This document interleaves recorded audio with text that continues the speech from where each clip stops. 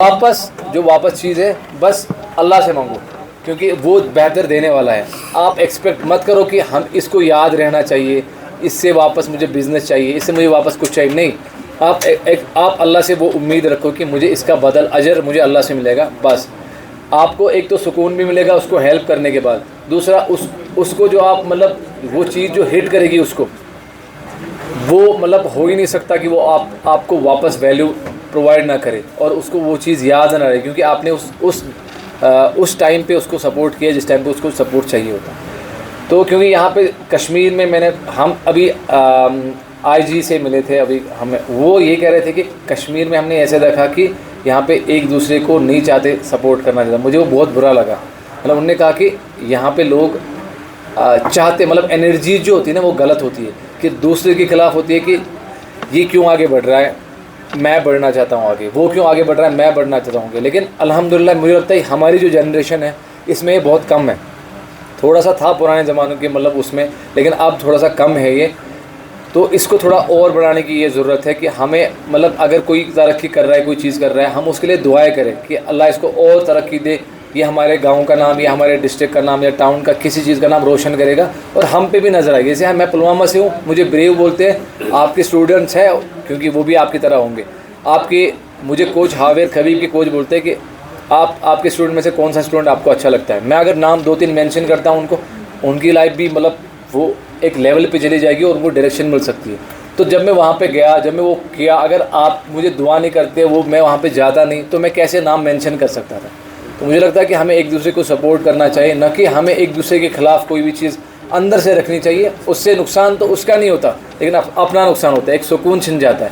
अगर आप किसी के लिए दिल में एक ऐसी भी कोई खोट रखते हो, बुग़्ज़ रखते हो कि ये क्यों आगे जा रहा है, वो क्यों आगे जा रहा है, तो इसका नुकसान उस पर नहीं होता, आप पे होता है, क्योंकि आप अंदर ही मतलब आप अपनी एनर्जी को ख़त्म कर रहे हो। तो इससे बेहतर है कि उसको सपोर्ट किया जाए, थोड़ा सा बोल दिया जाए, भाई आप अच्छा कर रहे हो, बेस्ट ऑफ लक। अगर आप फाइनेंशियली उसको सपोर्ट नहीं कर सकते, थोड़ा बोल दो उसको कोई चीज़। आप यहाँ पे आए, आपको पता है कि मुझे इससे कितनी एनर्जी मिलती है। मुझे वहाँ पे स्टेडियम में बच्चे मिले, मुझे कितनी एनर्जी मिली दूसरी फाइट के लिए। मतलब मुझे ये लगता है कि मैं यहाँ से घर जाऊँ, चेंज करूँ, ट्रेनिंग जाऊँ, इतनी मोटिवेशन आ गई। तो आप सबसे भी ये रिक्वेस्ट है और आप भी मेरे लिए दुआ करें। इंशाल्लाह नेक्स्ट चैलेंज के लिए फिर से हम कल से तैयारी करते हैं और फिर से हम मिल के किसी और अपोनेंट को तोड़ते हैं।